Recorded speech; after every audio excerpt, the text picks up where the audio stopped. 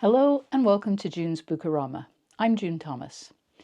Just as soon as it stops snowing, I'm going to go to the Radical Book Fair, which is happening in Edinburgh this weekend. And I just know that I'm going to leave the Assembly Roxy with a whole bunch of books. That's great. There's absolutely nothing wrong with that. But I don't want to forget the books that I've already acquired and that I want to read soon.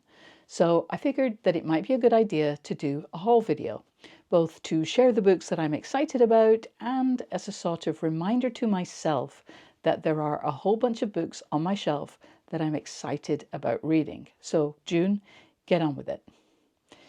I wasn't sure quite how to organize this video, but I'm going to group the books according to general subject lines, starting with my most recent acquisition, which is Black Teeth and a Brilliant Smile by Adelle Stripe.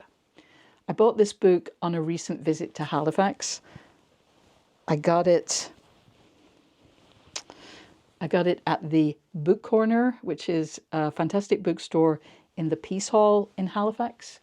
It was on a table of short books, which I think is a category that more bookstores should explore. The novel is based on the life and work of the Bradford playwright Andrea Dunbar, who is now best known for the black comedy film Rita Sue and Bob Too, which was itself based on two of her plays. It put me in mind of another book that I bought in a state of great excitement and still haven't read and can't put my fingers on, even though I know it's not very far away, and that is Tastes of Honey, The Making of Sheila Delaney and a Cultural Revolution by Selina Todd. Like Dunbar, Delaney was a northern working class woman who had success writing plays about northern working class women while she was still a teenager. Delaney was 19 when A Taste of Honey premiered at Joan Littlewood's Theatre Workshop in Stratford, and Dunbar was 18 when The Arbour premiered at the Royal Court. Dunbar was also only 29 when she died, and I just want to learn more about her.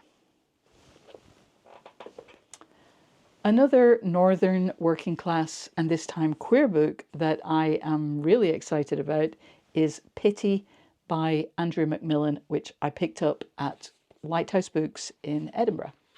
It's set in a former mining town, very much like the one I grew up in from the sounds of it. And recently I took off the book cover because I wanted to read it on the buzz and I didn't want to damage the cover, which is a bit backwards, but that's another question. And I noticed that it had this amazing and completely on-topic spine decoration, which is, well, it makes me even more excited to read the book. I think that's it for northern working class books, so let's continue on the queer theme. The first that I'm keen to attack, so to speak, is Queer as Folklore by Sacha.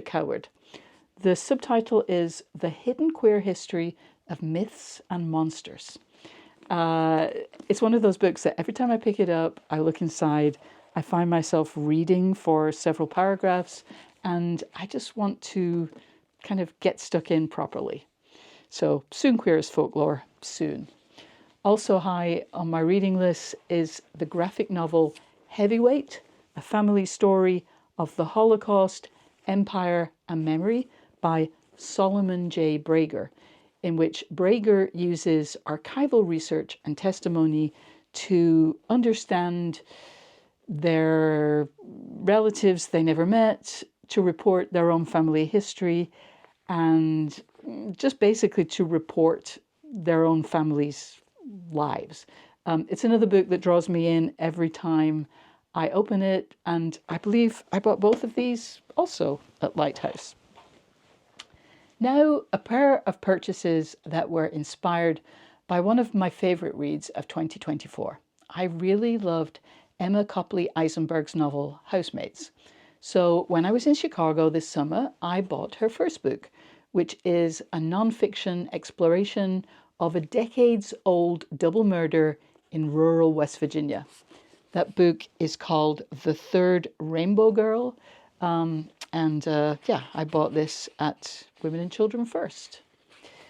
The photographer Berenice Abbott who lived from 1898 to 1991, plays an important but very difficult to explain briefly role in Housemates. And I read a really interesting interview that Maddie Court of the TV Dinner Substack did with Copley Eisenberg, in which she mentioned this biography of Abbott, Berenice Abbott, A Life in Photography, which I then bought at a used bookstore, and I have to say, it looks fabulous. Speaking of used bookstores, I came across these books in our local Oxfam bookstore recently. And as I was checking out, the volunteer who was working the till noted how, until relatively recently, C.P. Snow was considered a really major author. And then he just suddenly disappeared from the conversation. And that's certainly my experience. I first encountered his writing in a radio version. It was produced under the title Strangers and Brothers. It was on Radio 4 some years ago. And I was absolutely captivated by the audio storytelling. So I bought this big volume of the books that make up the Strangers and Brothers series. And I just didn't get on with the format. I feel really silly saying that the book was too big for me, but that really was a problem. It was too big. I didn't feel like picking it up just to read in bed. It was just a giant book. It was too big to take on the subway. And as I recall, it was also a bit smelly. So that stayed in Brooklyn when we moved. But when I came across these books, The Masters, which was published in 1951, and Corridors of Power from 1964, I had to have them. These are both part of the series about Lewis Eliot, usually called Strangers and Brothers. And these Penguin editions, which have lost the colour on their spines, just feel way more accessible. I'm so much more likely to pick these up and read them. Now, a title that I truly can't believe I haven't read yet, because I bought it on the very first day that it went on sale, and that is A Bookshop of One's Own by Jane Cholmeley. It's about her life along with Sue Butterworth and another partner running the Silver Moon Women's Bookshop on Charing Cross Road between 1984 and 2001. It was a bookstore I often hung out in and shopped at. So I'm really looking forward to reading this book and kind of being thrown back to that wonderful period. Finally, two books that were very kindly sent to me by Virago, which is my UK publisher. That is to say, they published the UK version of A Place of Our Own, 6 Spaces That Shaped Queer Women's Culture. The first of these is All Things Are Too Small, which is said to be a series of essays in praise of excess. It's written by Becca Rothfeld, who is the nonfiction book critic at the Washington Post's Book World section. There are some really great book critics working in America right now. I'm thinking of people like Dwight Garner, Laura Miller, Katie Waldman, Purul Segal, people whose reviews I'm very excited to read every time a new one appears. But Rothfeld feels extra important to me because I tend to read more nonfiction. So I'm super excited to get into that. The final book is Kingmaker, a biography of Pamela Churchill Harriman by Sonia Purnell. I think in the UK, Purnell is mostly known for Just Boris, her biography of Boris Johnson.